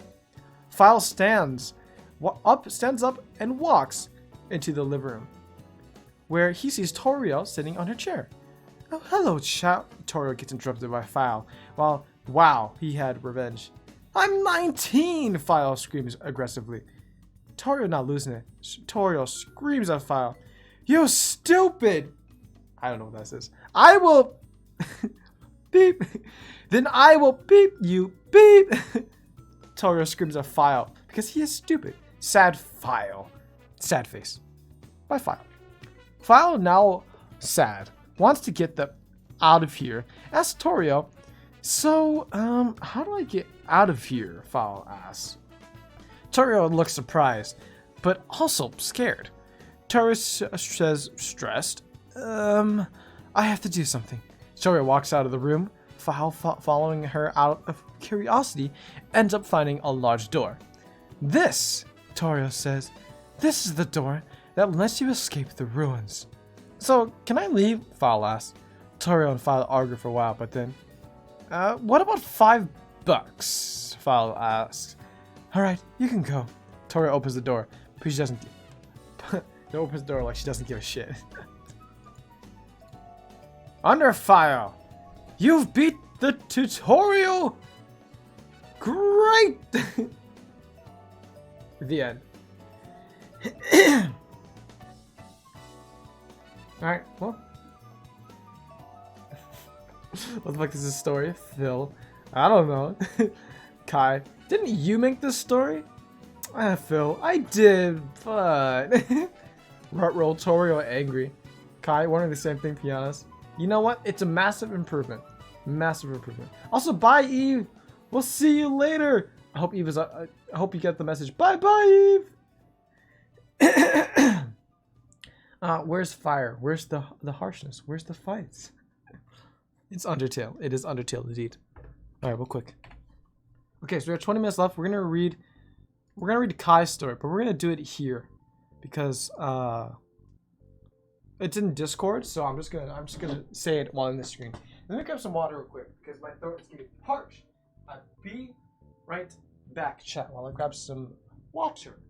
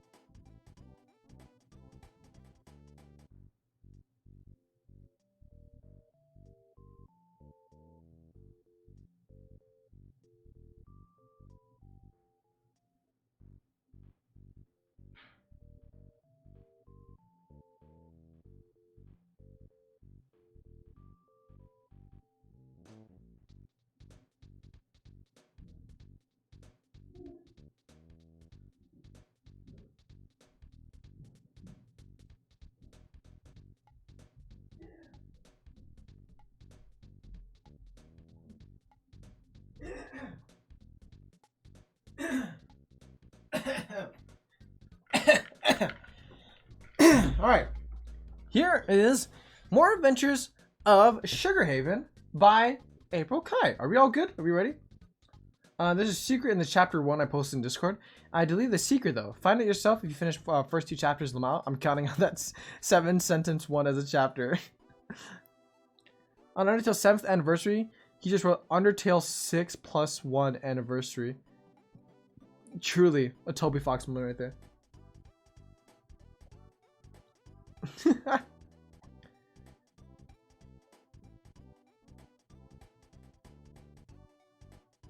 Alright. I'm gonna continue.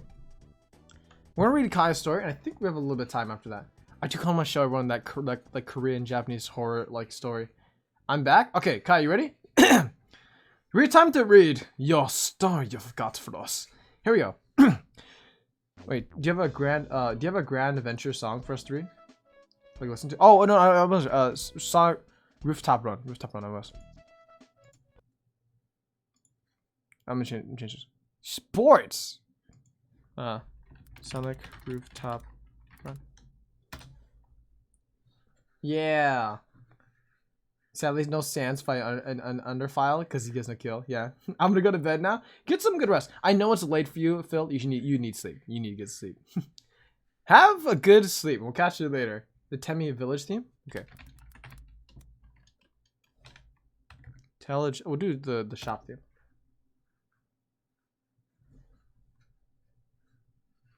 Okay.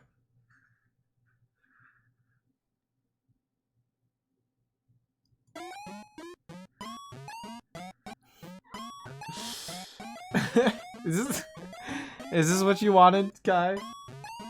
Is this what you wanted? Ba. Okay, this is the shop theme. Let's do the village theme. Temmie Village, different. Okay, this is the Temmie Village. Slowly losing brain cells. I think you want the Temmie Village. This is the vibe you're trying to go for? This is supposed to be a fast chapter because it doesn't squish and all, so yeah. Yes, this? Okay. Alright, meet me in the mosh pit when Temmie shop theme plays. Oh yeah, meet us in the mosh pit. Also, my throat is like, there's like something in my throat.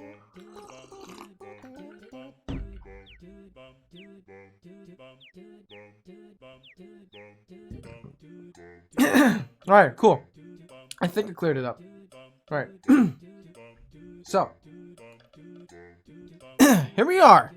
On to the adventures of Sugarhaven. And as Sugarhaven basks in the glow of newfound peace, Toro and his companions emerged as heroes, celebrated by the candies and pastries throughout the land. Their bond had been tested and strengthened through adversity, and their unity had proven to be an unstoppable force against darkness. With the Licorice Lord defeated and the realm safe once more, Toro and his friends turned their attention to rebuilding and restoring Sugarhaven to its former glory. Together, they worked tirelessly to mend the wounds inflicted by the darkness, spreading sweetness and joy wherever they went.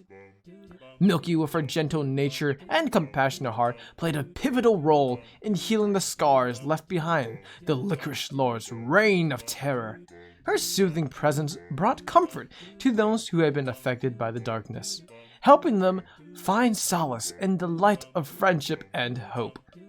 As time passed, Sugarhaven flourished under the watchful eyes of Toro and his companions. New friendships were formed, old wounds were healed, and the land thrived once more with the vibrant energy of unity and harmony.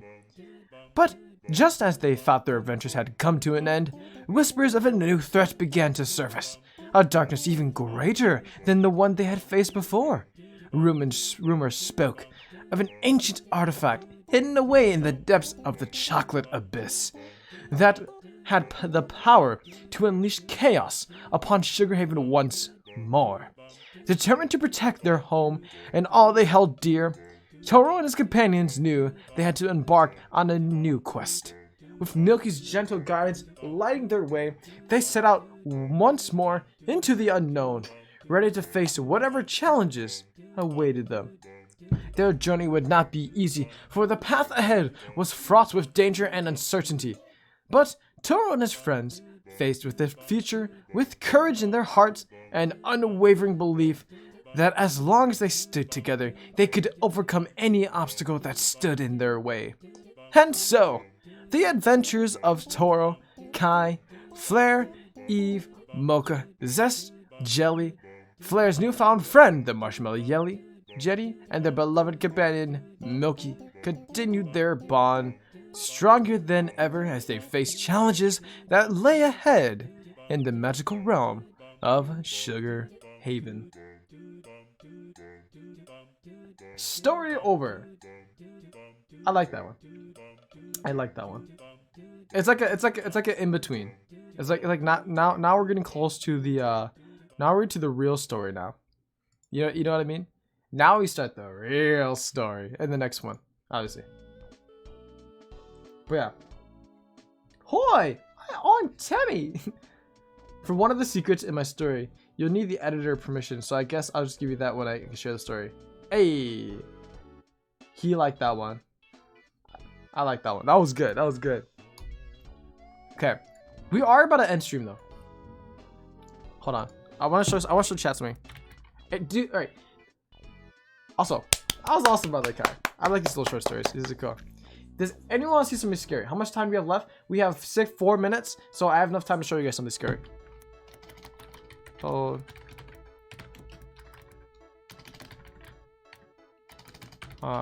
Comic.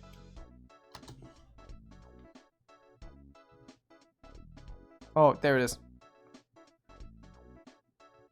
Oh, yeah. Okay. Okay. All right. Okay. Does anyone want to see something scary?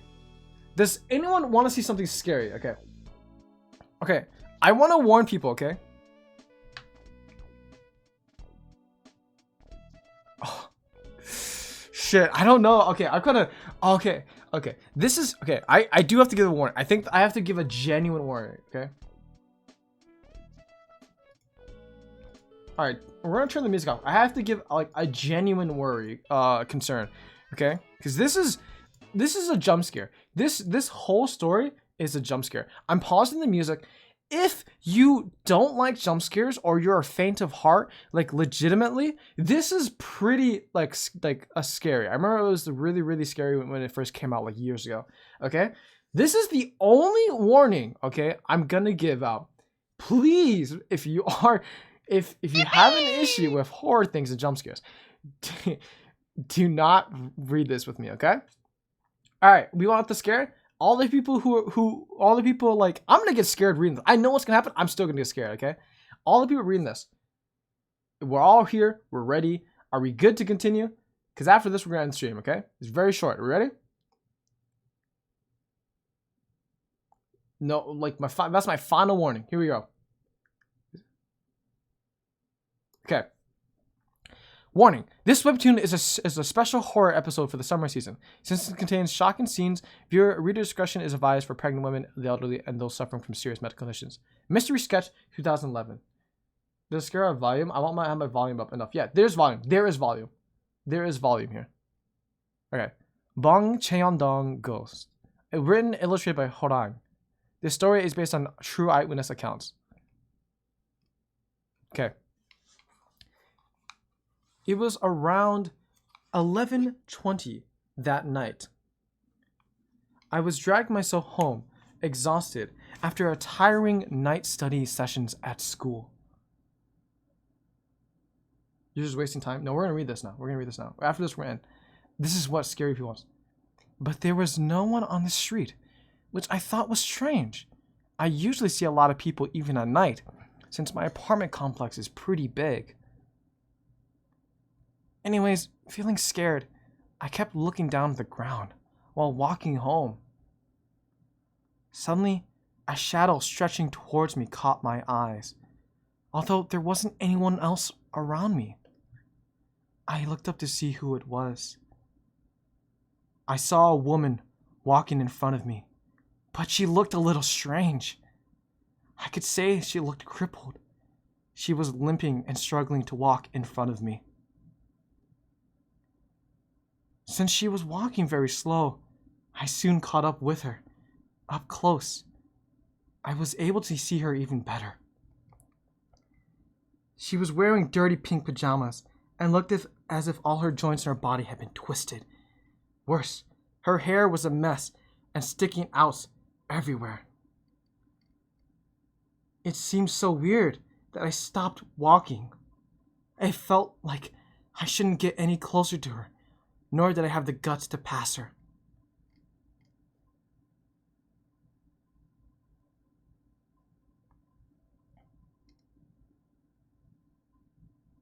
Hold on. I just realized this is the wrong story. Hold on.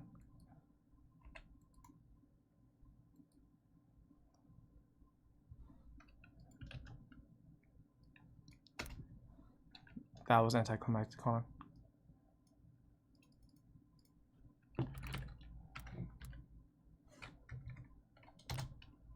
That was not the wrong story. I just hold on. Where is it?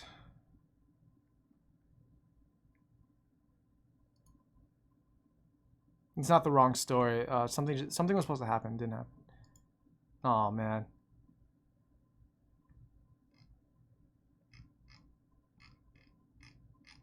There you go. Sorry.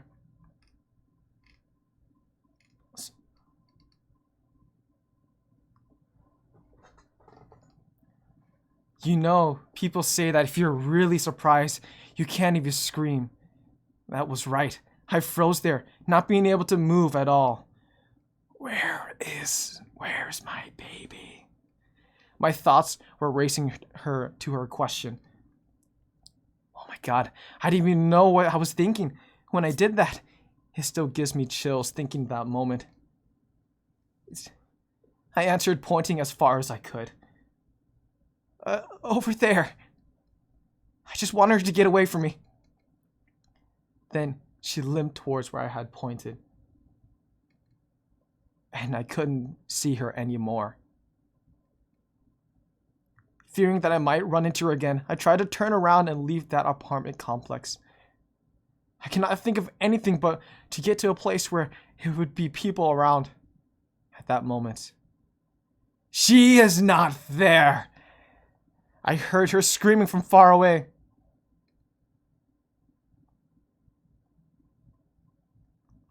I don't remember anything from then on. I heard my neighbor found me passed out on the ground and took me home. In 2007, an apartment complex in Bangcheon-dong, Gwanak-gu Seo, a 33-year-old woman jumped off the apartment and died on the spot. Known as surname Cho, a divorce due to her mental martial affair, she had lost custody of her 2-year-old child and committed suicide. After that incident, Cho was seen walking around the apartment complex several times. Hey, Vsauce, Michael here. The sound would have made it far better. Was there no sound? I'm actually so sad. There was sound, right? Was there not sound? I turned off my headphones because this was like pretty. There was none. I'm actually so sad. I heard nothing. Really? Okay. Look that. Send me the link to this, please. Yeah, just okay. I'll look up on Webtoon. Oh, I just deleted. I just closed the page, dude. Ah, frick. Okay, where is it?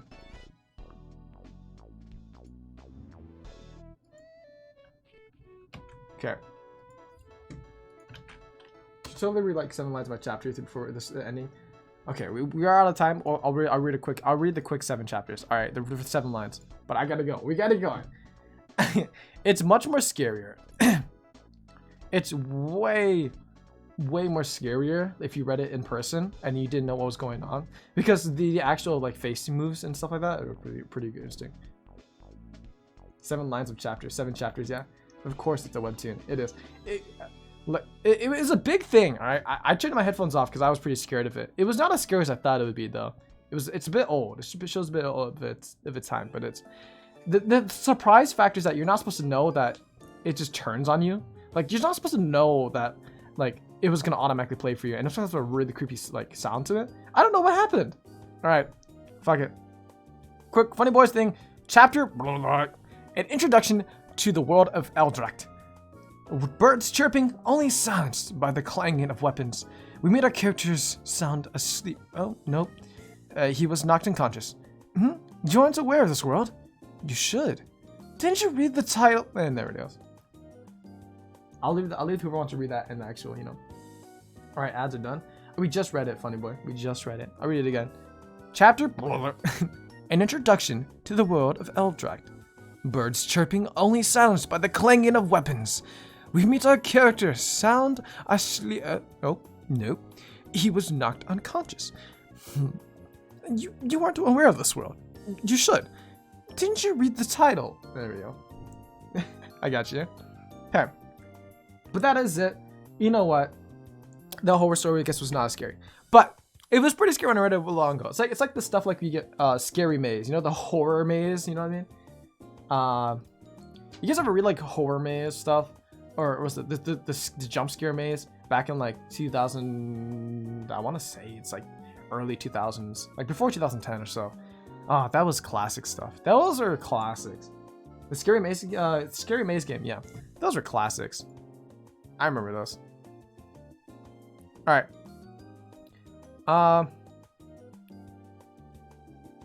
Let's see. Do we want to raid anyone tonight? Who's streaming?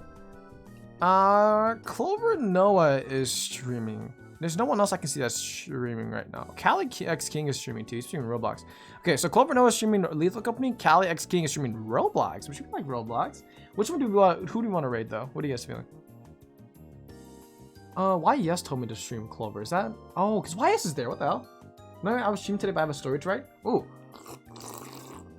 Write your story on stream. Write your story on stream. Roblox? We could stream some Roblox. Yeah, let's go stream. Let's go raid Callie.